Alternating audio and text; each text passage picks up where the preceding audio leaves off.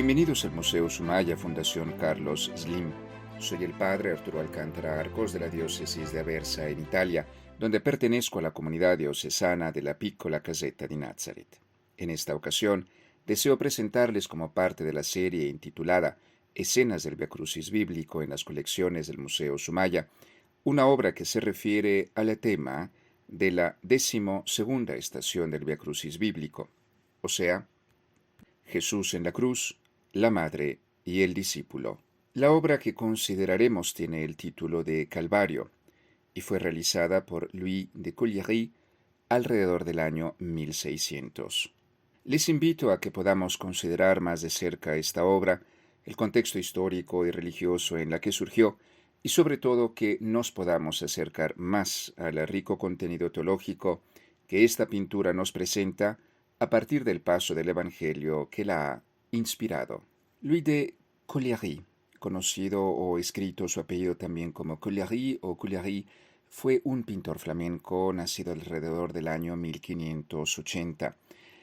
En particular, se le recuerda en varios museos del mundo por la destreza en sus arquitecturas, sobre todo del paisaje urbano, y también por algunas composiciones de tipo más bien alegórica y también de sujeto histórico. Sobre todo y en forma más específica en el ámbito flamenco, se le recuerda también por su capacidad de describir desde el punto de vista pictórico las reuniones de parte de la corte que se llevaban a cabo, y esto es la vida, podríamos decir, dentro de las cortes. Pero no solamente esto. Louis de Collieri tuvo la capacidad de pasar de ello a escenas campestres y a darnos pues un cuadro bastante amplio de la vida en su época y más bien en el área de los Países Bajos de su época. Y bien, Louis de Collieri nació seguramente precisamente en esa localidad, en Collieri, una localidad del norte de Francia y que sin embargo en su época era parte de Bélgica. Ya en 1594 y por lo tanto con toda probabilidad todavía mientras él era adolescente, era parte ya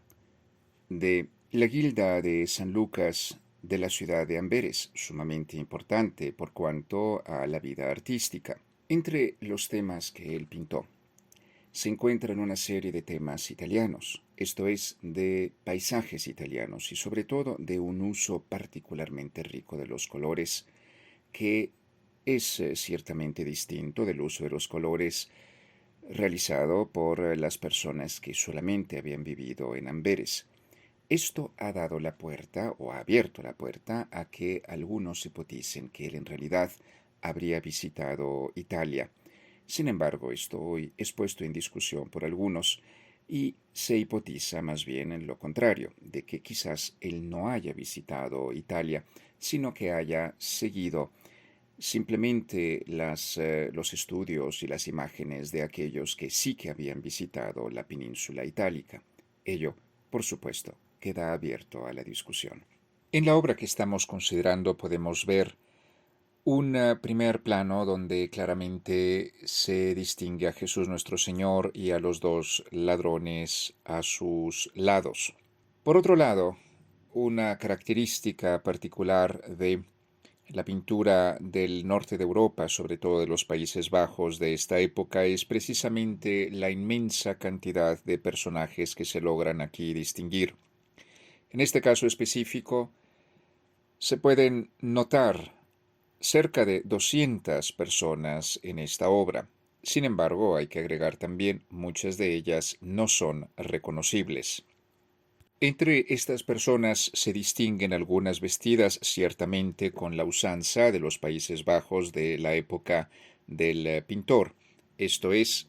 de los últimos años del siglo XVI y los inicios del siglo XVII. Algunas de las personas se encuentran pues vestidas con esa usanza, pero otras no. Es muy claro que entre las personas hay algunas que están vestidas con una usanza oriental en forma específica que parecen tener un parecido con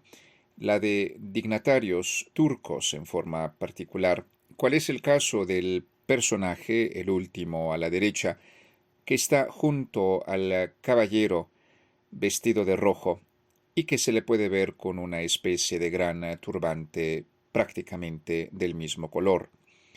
Esto sucede también con algunos otros, pues, que se entremezclan entre la multitud.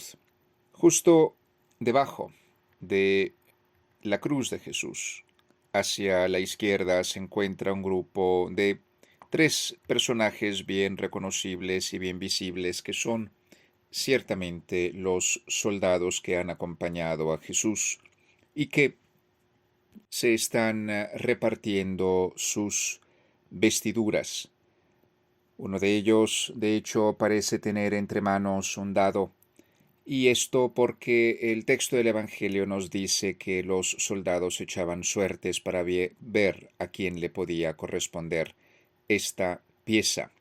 de ropa de Jesús nuestro Señor. Pero en forma casi extemporánea se presenta este caballero sobre un caballo blanco vestido con una extrema elegancia y que podríamos pensar que sea aquel que comisionó esta obra en forma particular. Y bien, finalmente, después de esta descripción, después de este viaje dentro de la obra, llegamos pues a los protagonistas de esta estación del Via Crucis bíblico, la estación 12ª, Jesús en la cruz, la madre y el discípulo, que se ven perfectamente reflejada en esta obra maestra de Louis de Caillery. Vemos ante todo bajo la cruz de Jesús, abrazada a la cruz misma, a María de Magdala. Y un poco más arriba, vestido de rojo, el primero de los protagonistas de nuestra escena, esto es Juan, el discípulo que Jesús consideraba como su predilecto, el discípulo que Jesús amaba, como dice el texto del Evangelio. Al lado de Juan se encuentra María de Nazaret, la madre de Jesús, que observa a su hijo, de cuyos pies se puede ver con gran maestría de parte de Louis de Caillery las gotas de sangre que empapan ya el madero. Es el caso de decir que esta maestría doble de Louis de Caillery, que es capaz de presentar la vida de la corte, la vida más elegante y refinada, y a la vez la vida campestre, la vida más simple, más espontánea, y también más sencilla de los Países Bajos de su época, se presenta de alguna manera también en esta pieza que estamos considerando. Por un lado, la vida de la corte que se ve en aquel que comisiona la obra y también en los elegantes vestidos de algunos de los personajes, incluso de las mismísimas cortes turcas. Y por otro lado, la vida simple, reflejada, con vestidos austeros cuanto pobres, quizás en lo que aparentan ser los soldados en el extremo izquierdo de la pintura. Pero donde se demuestra la sensibilidad religiosa de Louis de Caillery es precisamente en esta sobria, cuanto profunda, elegancia del vestido de María Santísima,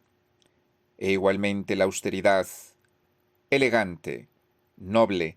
del discípulo amado por Jesús. Y finalmente, aquí también vemos una nota teológica muy interesante. María de Nazaret mira hacia su hijo, pero mira hacia él no como sería lo más sencillo, quizás presentándolo pues de perfil, presentándola a ella de perfil mirando hacia su hijo, sino que en un giro de 3/4 prácticamente, dirige su mirada que parece ausente a todo lo demás que está sucediendo, mientras ella dirige en forma específica su mirada solo y únicamente hacia Jesús, mientras que en cambio Juan, el discípulo, mira hacia la Madre con gran profundidad. Y Jesús nuestro Señor también,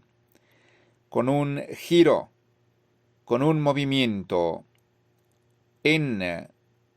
su cuerpo, en la cruz, con la que Louis de Cagliari demuestra también una gran capacidad de presentación anatómica, Jesús no parece mirar absolutamente nada más que a su madre, de la multitud, de los soldados, de todos aquellos nobles, personajes importantes o sin importancia. En ese momento Jesús, en el momento que casi por un instante se puede decir ha fotografiado Louis de Cagliari, todo se resume en la mirada entre Jesús y su Madre Santísima. Y terminamos esta consideración sobre esta obra maestra de Louis de Cagliari con un pensamiento del gran obispo de Hipona en el norte de África, San Agustín, muerto en el año 430, el cual afirma que todo hijo devoto debe preocuparse por su madre en forma especial, y nota cómo Jesús, incluso en el momento supremo, en el momento límite de su vida y de su existencia, se preocupa concretamente por su madre, y entonces la encomienda al discípulo predilecto. Así pues, reflexionando sobre este momento, sobre todo en este tiempo tan especial, queremos también nosotros considerar cuánto debemos de ser diligentes en cuidar de todos y cada uno de aquellos que la vida o nuestras propias decisiones personales han puesto a nuestro alrededor, puesto que, así haciendo, tal como nos dice San Agustín, siendo devotos, como dice él, por aquello que nos ha sido encomendado, y sobre todo, por todos y cada uno de aquellos que la vida o nuestras propias decisiones han puesto a nuestro alrededor, así haciendo, siendo cada vez más diligente por ellos, seremos auténticamente personas mejores. A conclusión de estas consideraciones sobre el tema de la 12ª estación del Vía Crucis bíblico, que se encuentra reflejada en la obra Calvario de Louis de Cagliari, no me queda otra cosa sino que agradecerles por su amable atención. Caminemos pues hacia la luz de la resurrección, contemplando los sufrimientos de Jesús, padecidos para realizar la redención de la humanidad, a través de las obras maestras del Museo Sumaya de la Ciudad de México. Muchas gracias de nuevo y hasta entonces.